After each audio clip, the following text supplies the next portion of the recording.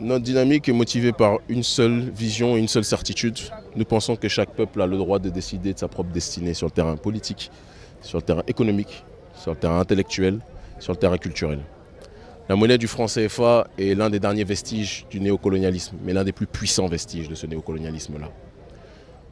Partout où nous voyageons, nous rencontrons des nations souveraines qui disposent de leur propre monnaie. À chaque fois que nous leur parlons de la réalité économique qui est la nôtre, ils sont scandalisés parce qu'ils disent qu'eux aussi ont été colonisés, mais ont effectué leur révolution sur le terrain économique aussi. Nous ne voulons plus être dans ce climat de honte. Nous ne voulons plus être dans une région du monde où notre propre économie est battue, contrôlée, fabriquée par la puissance coloniale, qui se présente comme l'ancienne puissance coloniale, mais qui agit comme la puissance coloniale moderne. Nous ne sommes pas des anti-français.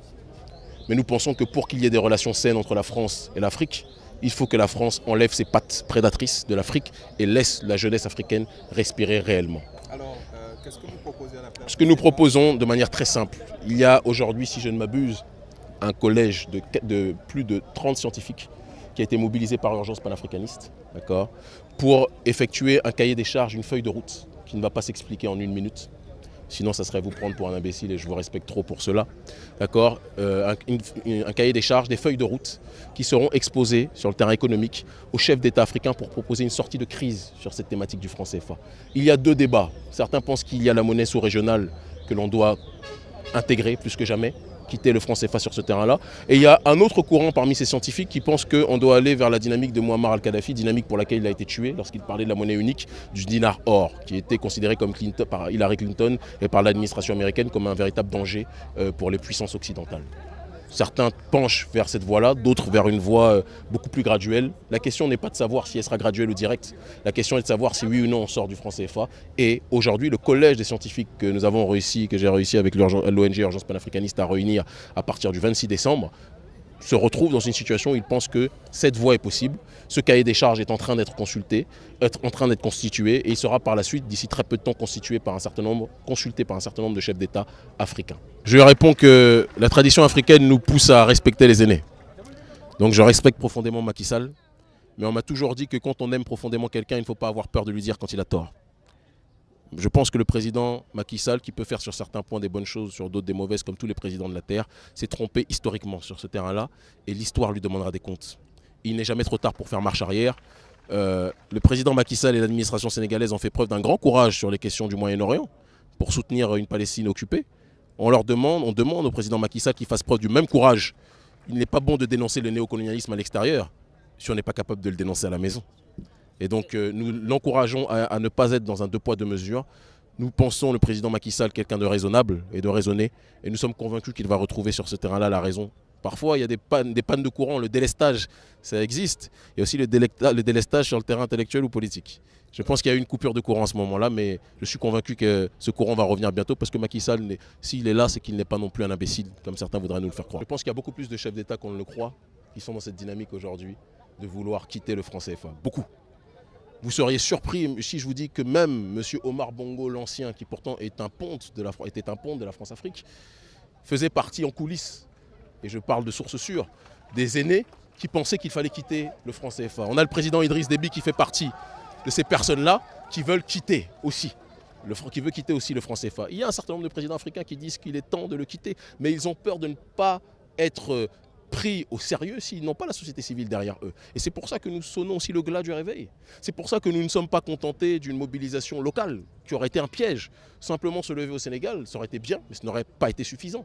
Le fait qu'aujourd'hui 14 pays et qu'on ait été dans cette démarche transcontinentale agissent de cette façon, ça permet justement de montrer qu'il y a une dynamique internationale qui se crée. Et aujourd'hui, les autorités occidentales et africaines sont obligées de prendre ça très au sérieux.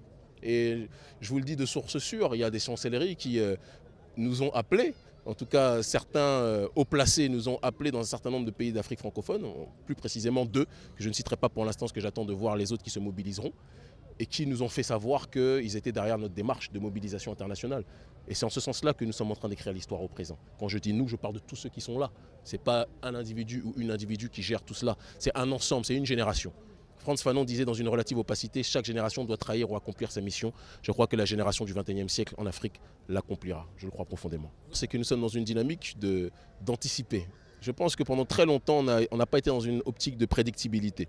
Vous savez, nous on voit, nos ennemis prévoient. Il est temps qu'on puisse prévoir nous aussi.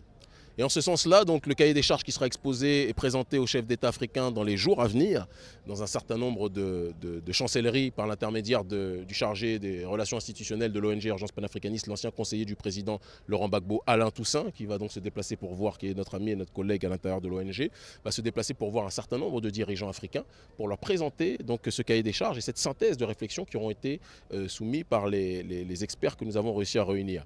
Après cela, les chefs d'État, à leur tour, dans les rencontres diplomatiques avec la France, présenteront ces résolutions-là. Si ces résolutions sont méprisées, si ces résolutions sont bafouées, comme on l'a dit tout à l'heure, on a un cerveau. On n'est pas riche, c'est vrai, mais on a un cerveau et c'est la plus grande richesse.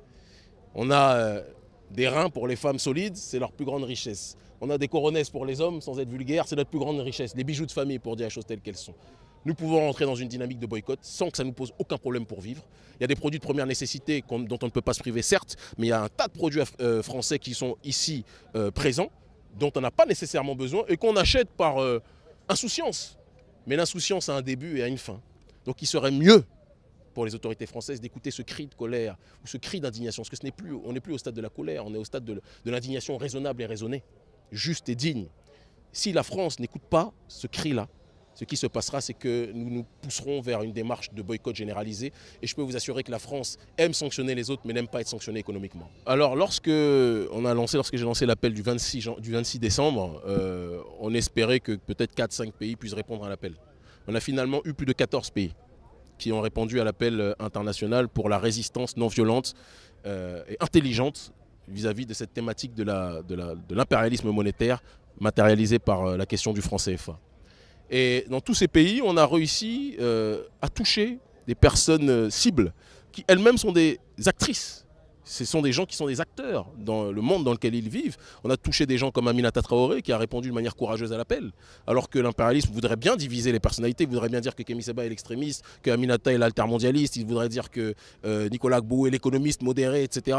Mais leurs divisions factices ont volé en éclats parce que quand des gens comme Aminata Traoré, quand des gens comme Nicolas Gbagbo, quand des gens comme Cyril Kamdem, quand des gens comme Alain Toussaint, quand des gens comme tout ce que l'on peut retrouver du côté du Burkina Faso avec le mouvement de la société civile, le CAR, quand la famille Dja et autres répondent à cet appel, ils montrent que la division voulue par l'oligarchie d'Occident ne marche plus sur les masses.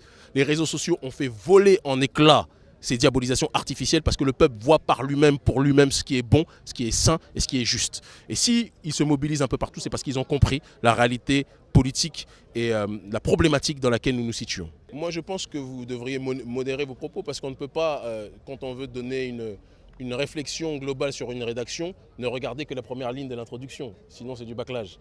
Il y a 14 pays, vous êtes dans une ville. Dans 14 pays, il y a plus de 18 villes. Et j'ai appris, et je vais vous quitter, pourquoi je suis venu en retard, c'est parce que j'étais en train de coordonner les 13 autres pays. Il faut que vous sachiez aussi que, à la base, je ne devais pas m'occuper de la mobilisation de Dakar. Puisque j'étais prévu à Ziguinchor, mon rôle était simplement de coordonner toutes les villes, tous les pays. Si vous allez sur notre page ce soir, la page officielle Kémy Séba, vous verrez les images de mobilisation dans tous les pays et dans toutes les villes. Et je pense que vous allez être très choqués du nombre de personnes qui étaient présentes, à tel point que Al Jazeera s'est déplacé notamment à Paris, le monde diplomatique s'est déplacé à Paris et parle d'un record historique de mobilisation en ce qui concerne la question du franc CFA. Ce qui atteste bien qu'il faut regarder la rédaction dans sa globalité et non pas de manière partielle. Ce qui compte, vous savez, quand on regarde l'époque de l'esclavage, de la décolonisation, c'est toujours une minorité qui fait exploser la masse. C'est jamais 1 million de personnes ou 10 millions de personnes qui sortent dans les rues.